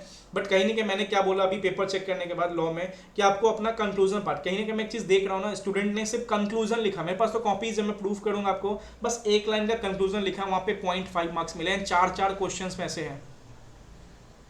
नहीं सर वो कंक्लूजन का ही मार्क्स देता है, देखो कंक्लूजन मार्क्स देता है, बट प्रोविजंस भी समझाना। अब देखो एक होता है over explaining, but at least explain करना, मैं ओवर एक्सप्लेनिंग अवॉइड करने बोलता हूँ, बट एटलीस्ट उस चीज़ को एक्सप्लेन करना होता है। लाइक मैंने जैसे प्रीवियस क्वेश्चन में CG अप्रूवल का पूछा था, एक इंस्पेक्शन इंक्वायरी वाले टेस्ट में, बहुत सारे स्टूडेंट ने अच्छा समझाया उसमें, बट बहुत सारे स्टूडेंट ने सिर्फ CG अप्रूवल को फोकस किया, जबकि वहाँ पे प्रॉपर समझाना था कि होल्डिंग सब्सिडरी, उसका MD उस कंपनी को होल्ड कर रहा है, देन ऐसे ऐसे, देन वहाँ पे टाइम कम हो तो 3 कंक्लूजन लिखे या एक पूरा अच्छे से। टाइम कम हो तो 3 कंक्लूजन, मतलब 3 क्वेश्चंस को बोल रहे हो या एक अच्छे से, इस टाइप का आई थिंक आप पूछना चाह रहे हो, ठीक है। देखो टाइम कम हो तो थोड़ा सा, देखो डायरेक्ट कंक्लूजन आओगे तो 0.5 मिल जाएगा, मतलब आपको इतना होना चाहिए कि आप 3 से 4 मिनट लग के उस क्वेश्चन को फ्रेम कर सकते हो, तो प्लीज़ फ्रेम करो। देखो बताना नहीं कि यार देखो मेरे पास टाइम कम है, नॉर्मली आपको एक दो लाइन प्रोविजन समझा दो, एनालिसिस कर दो एंड लास्ट में कंक्लूजन निपट के आगे बढ़ जाओ। बट हाँ, कम से कम 3 मिनट तो आपको देना पड़ेगा। सिर्फ कंक्लूजन लिख के आओगे तो मैं श्योर बता देता हूँ 0.5 मार्क्स आपको मिलेंगे। कभी कभी हो सकता है अच्छा समझा दो तो 1 मार्क्स, बट 0.5 से 1 मार्क्स सिर्फ कंक्लूजन के मिलेंगे। तो दो चीज़ लॉ में समझो, नंबर ऑफ क्वेश्चंस अच्छे खासे अटेम्प्ट करने हैं, छूट रहा है तो कहीं ना कहीं आप हर क्वेश्चन में डायरेक्ट 0.5 1 मार्क्स अपना डिडक्ट करवा रहे हो, ठीक है। इसलिए स्पीड मेंटेन करके चलो, स्टार्टिंग से लो मत रहना। लॉ के पेपर में, लॉ का पेपर जस्ट लाइक एफआर का पेपर टाइप का हो रहा है, ठीक है। जितना स्पीड अच्छा रखोगे पेपर उतना अच्छा होगा। ऑडिट में आपको छोटे चैप्टर्स को इंपॉर्टेंस देना पड़ेगा, ठीक है। Professional ethics good, SS good, tax audit good, ठीक है। कार्डो भी अच्छा है, बट आईसीए को पता है कि ये सब करके जाने वाले हैं एग्जाम में। बेसिकली स्टूडेंट्स ये पोर्शन तो कवर करके जाते हैं। स्टूडेंट्स क्या नहीं कवर करते हैं? फॉरेंसिक, ड्यू डिलीजेंस, सर वो कवर कैसे होगा? एलडीआर। मैं बोलता हूँ एलडीआर को तो यार ऑडिट के लिए 25 नंबर तो वहीं से डायरेक्ट क्वेश्चन है, मतलब लास्ट के 3 अटेम्प्ट में मैं पॉइंट पे बता सकता हूँ कि ये तो डायरेक्ट क्वेश्चन आया हुआ है, ठीक है। तो यस, एनबीएफसीओ, ये सब अच्छे चैप्टर्स है, सीएफएस अच्छे चैप्टर्स जहाँ पे क्वेश्चन डायरेक्ट उठ के आते हैं। तो 20-25 नंबर में कोई नहीं काट सकता। बेसिकली मैं अपना पेपर दिखाऊंगा, 5 मार्क्स डायरेक्ट मिले। इवन मैंने एलडीआर के टाइप क्वेश्चन जो क्वेश्चन थे उसको अच्छे से फ्रेम करके लिखा था वहाँ पे।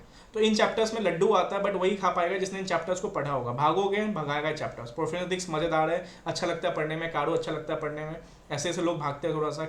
कंपनी ऑडिट अच्छा लगता है, बट यार उन चैप्टर्स को भी फोकस करो जो हम अभी स्टार्ट करने वाले हैं आफ्टर 5 to 6 डेज में अंदर, ठीक है।